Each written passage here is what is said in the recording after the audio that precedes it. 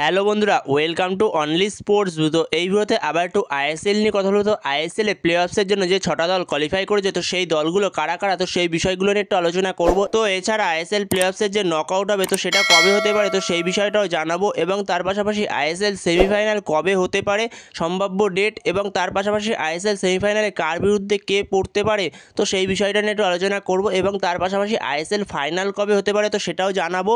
তো এই বিষয়গুলো নিয়ে একটু আলোচনা করব এই ভিডিওতে। তো ভিডিওটি সবাই শেষ পর্যন্ত দেখতে থাকো। আর চ্যানেলে নতুন হয়ে থাকলে চ্যানেলটি সাবস্ক্রাইব করে পাশে থাকা বেল আইকনটি অন করে পাশে থেকো।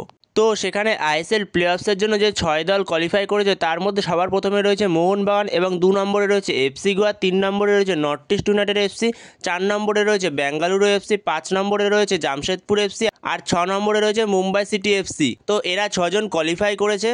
তো সেখানে এই জায়গা থেকে দুটো দল ডাইরেক্ট সেমিফাইনাল খেলবে, যেখানে 1 নম্বরে মোহনবাগান ডাইরেক্ট সেমিফাইনাল খেলবে, আর 2 নম্বরে এফসি গোয়া তারা ডাইরেক্ট সেমিফাইনাল খেলবে। তো যেখানে 3, 4, 5, 6 তো এরা নকআউট খেলবে। তো এদের মধ্যে যারা জিতবে তো তারা সেমিফাইনাল খেলবে। তো সেই জায়গাতে আইএসএল নকআউটের নিয়ম হলো 3-এর সঙ্গে 6 খেলবে এবং 4-এর সঙ্গে 5 খেলবে।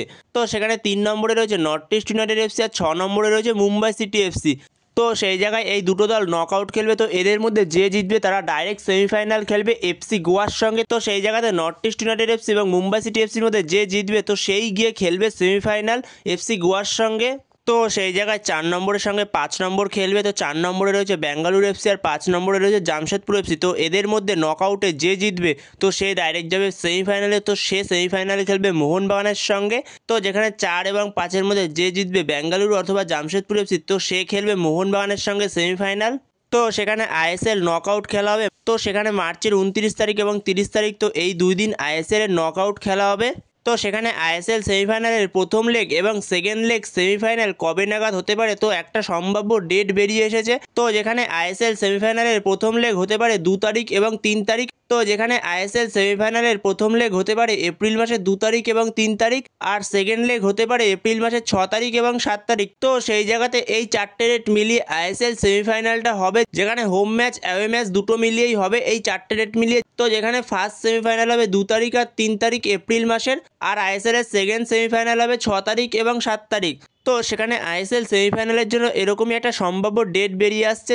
তো যেখানে এটা এখনো পর্যন্ত অফিসিয়াল না, জাস্ট সম্ভাব্য ডেট হিসেবে ধরা হচ্ছে। তো এরকমই একটা ডেটে হয়তো হবে আইএসএল সেমিফাইনাল। তো সেই জায়গায় এই ডেটগুলোতেই হয়তো হতে চলেছে আইএসএল সেমিফাইনাল। তো পরবর্তী সময় অফিসিয়াল হয়ে গেলে তখন তোমাদের অবশ্যই জানিয়ে দেবো। আর সেক্ষেত্রে আইএসএল এর ফাইনালেরও একটা সম্ভাব্য ডেট বেরিয়ে আসছে, যেখানে আইএসএল ফাইনাল হতে পারে 11 অথবা 12 তারিখ। তো 12 তারিখ হওয়ার চান্সটাই বেশি, যেখানে 12 তারিখ হয়তো আইএসএল ফাইনাল হতে পারে। তো সেখানে 11 অথবা 12 এই দুটো দিনের মধ্যে যে কোনো একটা দিনে আইএসএল ফাইনাল হতে চলেছে। তো সেখানে এটাও এখনও পর্যন্ত অফিসিয়াল না, জাস্ট সম্ভাব্য ডেট একটা। তো সেখানে এটাও অফিসিয়াল হয়ে গেলে তখন তোমাদের অবশ্যই জানিয়ে দেবো। তো সেখানে আইএসএল ফাইনাল এবং সেমিফাইনালের অফিসিয়াল ডেট বেরিয়ে আসলে তখন তোমাদের অবশ্যই জানিয়ে দেবো।